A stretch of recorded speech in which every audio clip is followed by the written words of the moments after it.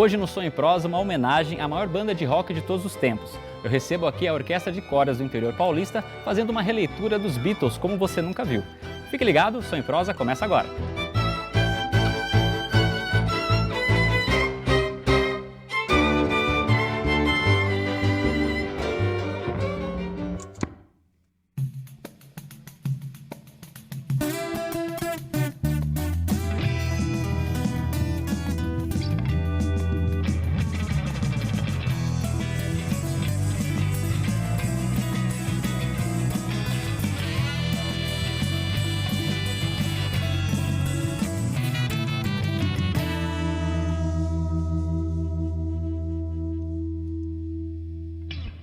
Som em Prosa no ar, hoje eu estou tendo o prazer de receber aqui Orquestra de Cordas do Interior Paulista, casa cheia, lotada. Tudo bem, gente? Tranquilo? Tudo bem. E vocês estão trazendo hoje pra gente aqui um tributo aos Beatles, né? Na verdade, a gente está lembrando de uma data um pouco triste até, né? Exato 35 anos atrás, o John Lennon era assassinado na cidade de Nova York. Então a gente está fazendo um programa aqui em homenagem, né, ao líder dessa maior banda de rock, né, de todos os tempos aí. E, aliás, eu começo perguntando para vocês, né? Beatles é de fato um marco na história da música?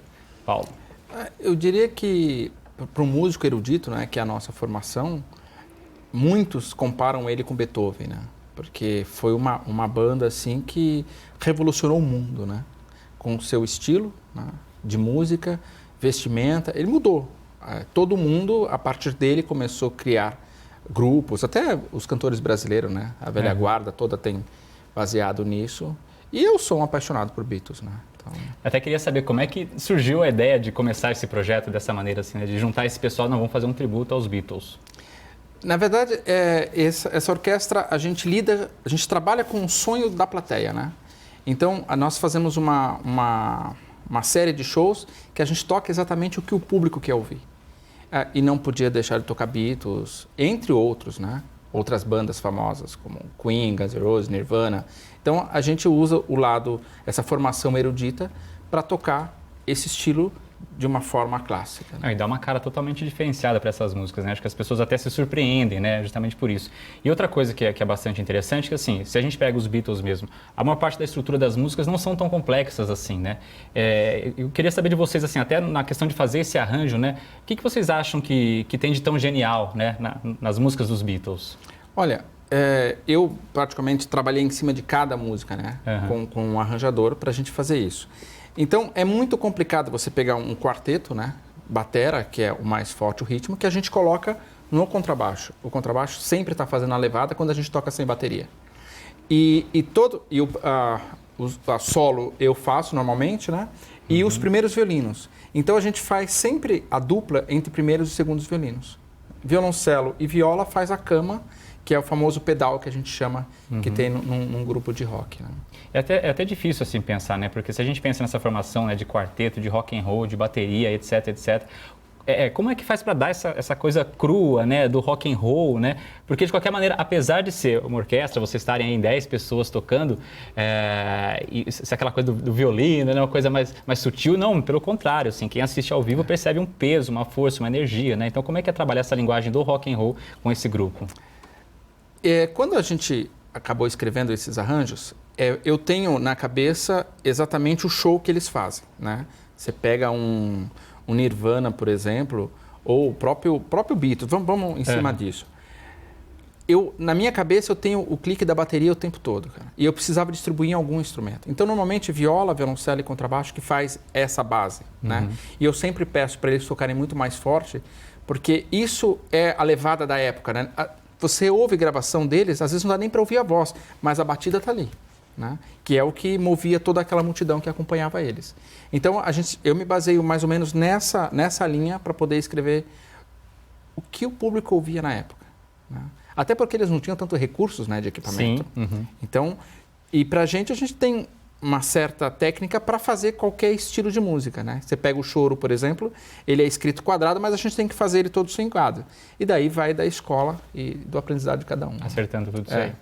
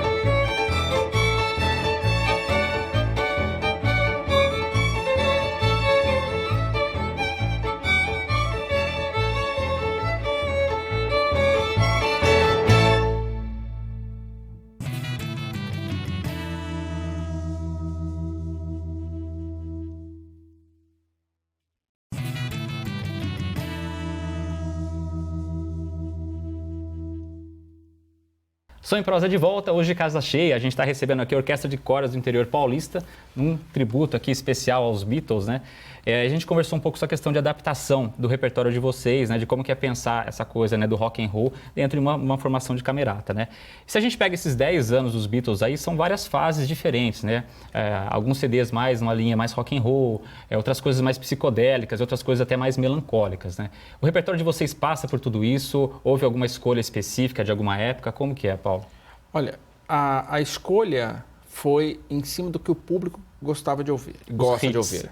Exatamente. Então a gente pegou, inclusive, o nosso CD você pode cantar. Aliás, deixa eu aproveitar e mostrar o CD aqui. A gente está falando de CD, está aqui na minha mão, aproveitar e mostrar para o pessoal, pode continuar, Paulo. E a gente, exatamente, é para fazer para que o público cante junto com a gente. Agora, quem fala muito bem disso, e até por isso existe essa orquestra, que é a Orquestra do Interior Paulista, foi criada por conta de uma única pessoa. Uma atitude nobre que ela teve, e nós resolvemos criar, que é a Glória. Nossa Senhora. Nessa senhora. E você que mede a música, se ela é hit, se ela não é hit, então? Não, não, mas na verdade o que eu quero dizer é que os músicos, geralmente do interior, eles migram para São Paulo, procurando crescimento, né?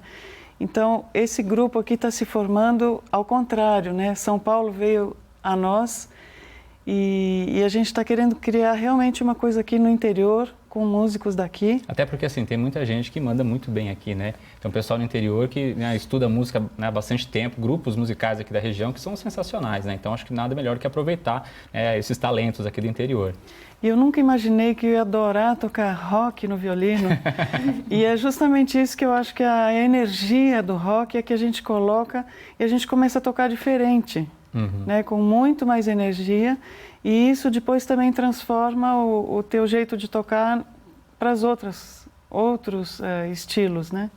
Até o estilo clássico, eu acho, né? Abre um pouco a cabeça aí. Só que você perguntou alguma coisa do repertório. Sim, com relação às músicas, até a escolha, né, dessas músicas. Isso tem muito a ver com o Paulo. Paulo Eu vou até aproveitar então, Paulo, já vou mandar mais uma aqui. Esse CD que vocês fizeram tem ao todo aqui, né, 18 canções, e teve também todo um trabalho aí de conseguir autorização de fato para se fazer, né, esse CD e comercializar, né? Queria que você comentasse um pouco sobre isso também.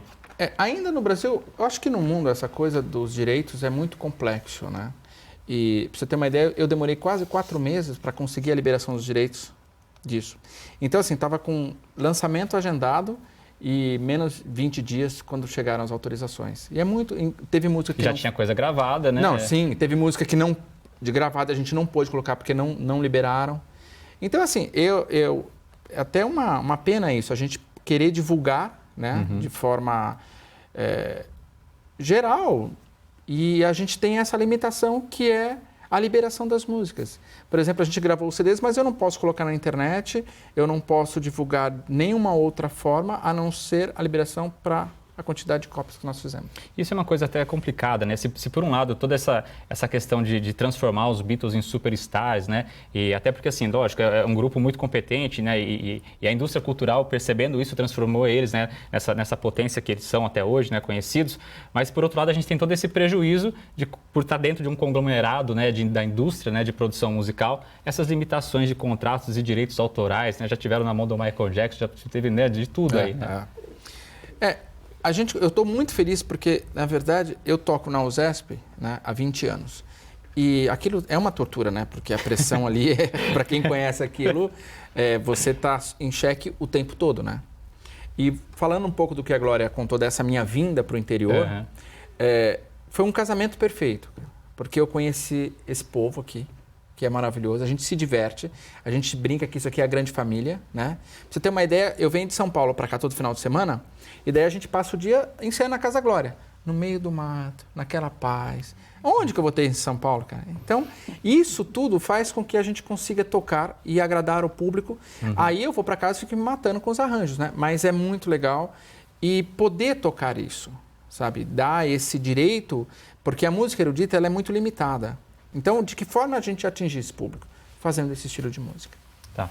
Queria fazer mais uma pergunta para você nesse bloco ainda, com relação a a história dos Beatles aí com relação à história da música também, né? Quando a gente pensa, né, nos anos 60, né, o surgimento desse grupo com uma força tão grande, né, na mídia e globalmente, como que isso impactou na música mesmo, né, na produção musical dos anos 60, dos anos 70, o que veio depois dos Beatles? Foi muito importante porque teve várias inovações, ter cordas no contexto de música diferente, foi pré-rock progressivo, que foi um rock ainda mais extrapolado que surgiu depois, né? Eles foram inaugurando várias coisas, pesquisa com timbre de efeito, também introdução de elemento da música erudita, porque, claro, o arranjo de corda sempre teve, mas era uma coisa diferente, era mais para agregar, e aí eles fizeram uma coisa meio com colagens, né? Mudou muito, assim, e aí isso influenciou pop, tudo, né? Depois. Isso, e aí você tem uma série de grupos também que vem a reboque, né? Justamente pensando nesse mercado inglês em produção musical, né? Porque até então a música popular global, né, que se tinha era uma influência muito dos Estados Unidos, e de repente você começa a ter vários outros grupos que vão surgindo justamente por ter os holofotes virados, né, para a Inglaterra. Né? Sim. Mudou tudo. Então, rock progressivo surgiu daí, tudo, né? Até tem gente que fala... O punk, né? Mesmo que seja para contradizer, foi a partir de lá, né? Abriu muita vertente, assim, tudo, muita coisa nova, tocar com palheta baixo, tudo que não tinha, ou tinha muito pouco, e aí a partir dali cresceu, assim, né? Mudou tudo, muito diferente.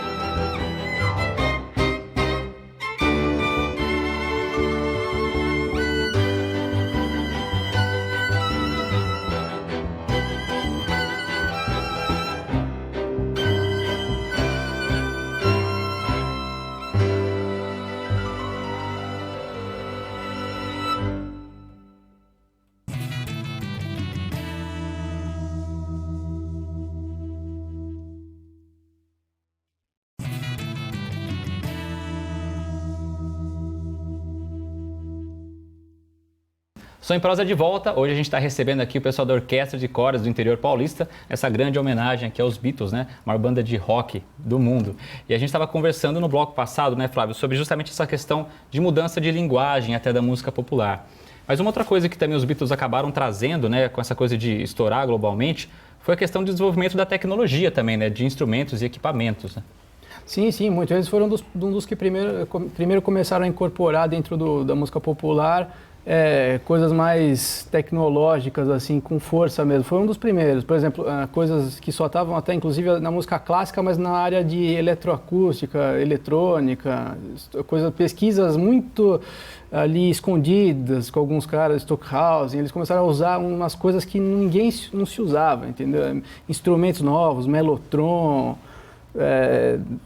sintetizador, Minimoog, tudo eles começaram a usar em música e nunca tinha se usado, né? Pedais, novos efeitos, tudo. E eles acompanharam também essa coisa até do crescimento e da especialização do mercado fonográfico, né? Na questão de gravar em estúdios mesmo, né? Com uma quantidade maior de canais, né? O desenvolvimento de amplificadores até, né? Porque até então você não tinha potência para fazer um grande show, né? Pois é, o show famoso deles no Shea Stadium lá, um estádio enorme, e ficou, só eles não se ouvia nada, porque o público, uma zorra, eles foram precursores no fim de tudo, né, na verdade, até inclusive de shows, mega shows também, até o ponto que eles eram tão precursores que resolveram parar de se apresentar ao vivo em determinado momento da carreira, né, porque ficava impraticável com as pesquisas que eles gravavam em estúdio, só dava para fazer em estúdio, né? Para fazer ao vivo era impraticável naquela época. Não havia estrutura. Depois de muito tempo, o Paul McCartney sozinho começou a querer resgatar as músicas, tocar ao vivo, porque aí já dava. Mas chegou uma certa época que os Beatles falaram, vamos só gravar, porque não dá nem para tocar depois ao vivo isso aí que a gente faz. Sim. Vou aproveitar e chamar a nossa dica de hoje, né? Para quem quer conhecer um pouquinho mais sobre a história dos Beatles, hoje já é possível fazer um curso à distância sobre a história desse grupo. Vamos conhecer a dica então, roda aí.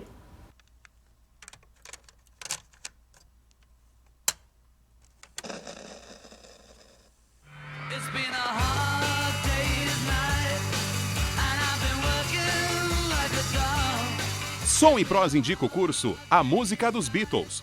Oferecido pelo portal Coursera.org, o curso traz o desenvolvimento de uma das maiores bandas de todos os tempos. Durante as aulas você poderá conhecer detalhes sobre as composições do grupo, técnicas de gravação, fatos marcantes e muitas outras informações. Se você quer conhecer mais sobre a carreira dos Beatles, Som e Prosa indica o curso A Música dos Beatles. Tá, então, dica interessante para quem quer conhecer um pouco mais a história dos Beatles. E eu tô com outra dica, na verdade, aqui na minha mão, que é o livro Anthology, que foi lançado nos anos 2000. Na verdade, é a versão escrita de um documentário que foi feito em 95, mais ou menos, onde os Beatles, eles mesmos, contam a história, né, do grupo musical, né? Então, um pré-requisito aqui para qualquer bitomaníaco. Muito interessante. Gente, estamos caminhando para o fim já do programa. Eu queria que vocês falassem desse grande desafio que vocês têm, na verdade, que é através dessa formação do grupo, numa cara um pouco mais erudita, né, essa coisa da música clássica, vocês trazerem esse repertório bem popular. Acaba tendo uma função bastante interessante, assim, de aproximar do público outras formas de expressão musical, né? Olha, isso eu acho que é uma das coisas que mais cativa o público hoje, né? Esse trabalho que a gente faz de não ter barreiras com o repertório, a gente faz desde os clássicos, dos eruditos, até os populares, aí, como a galera está vendo hoje, né, o Beatles. E realmente eu acho que a gente tem que aproveitar essa ferramenta que a gente tem hoje na mão, o poder da música, né, para, ao mesmo tempo que divulga, traz esse público, né, para poder assistir e conhecer de perto essa formação, né? A gente hoje leva o nome da Orquestra do Interior exatamente para divulgar esse tipo de instrumentação, esse tipo de formação aqui. E com certeza vamos aproveitar ao máximo aí todos os estilos musicais, para ter certeza, a galera que nos acompanha, nos assistem, pode ter certeza, sempre vai ter surpresa, sempre a gente vai tentar colocar o melhor aí para vocês poderem assistir. Show de bola. Inclusive tem show agora em dezembro, né? Nós vamos fazer os 2 finais. Na verdade são 3, né? Mas aqui mais próximo, em Botucatu, no dia 20 a gente faz um grande concerto de Natal na Catedral. Legal. E esse show vai ser interessante, porque a gente toca o sertanejo, música de raiz. Misturado também. E a gente termina com as natalinas, óbvio que tem colocado o John Lennon. E daí, para encerrar esse lado mais pop rock, né? A gente pode dizer assim, no dia 22, no Teatro Gino Carbonari, às 20h30. Aí depois a gente pode passar... O pessoal entra no Facebook também do grupo. Digitou Paulo Pascoal, já aparece tudo lá. A gente está com um site também. E é muito simples de acompanhar a gente. E é muito legal, porque eu faço aqui até um apelo para a cidade do interior. Não precisa ir mais para São Paulo para estudar. A gente está trazendo um time muito forte para o ano que vem, para criar na cidade de Botucatu um grande polo de formação musical, grande polo mesmo. A gente está vindo para revolucionar. E aqui o convite, a orquestra de cordas, hoje nós trabalhamos com 13 músicos, né? Mas a gente quer ampliar isso, quer fazer uma grande orquestra de cordas que pode chegar até 30 músicos. E as portas estão abertas para os grandes músicos do interior. Muito bem, tá aí então já um convite para o pessoal ficar atento a essas oportunidades. Exatamente. Né? Gente, queria agradecer demais a participação de vocês aqui, ter unido todo esse grupo, né, e trazer esse som pra gente. Vocês estão de parabéns pelo projeto, viu? Muito obrigado. Muito obrigado e obrigado pela oportunidade. Eu que agradeço. Som em Prosa fica por aqui, a gente se encontra na semana que vem em mais uma edição. Tchau!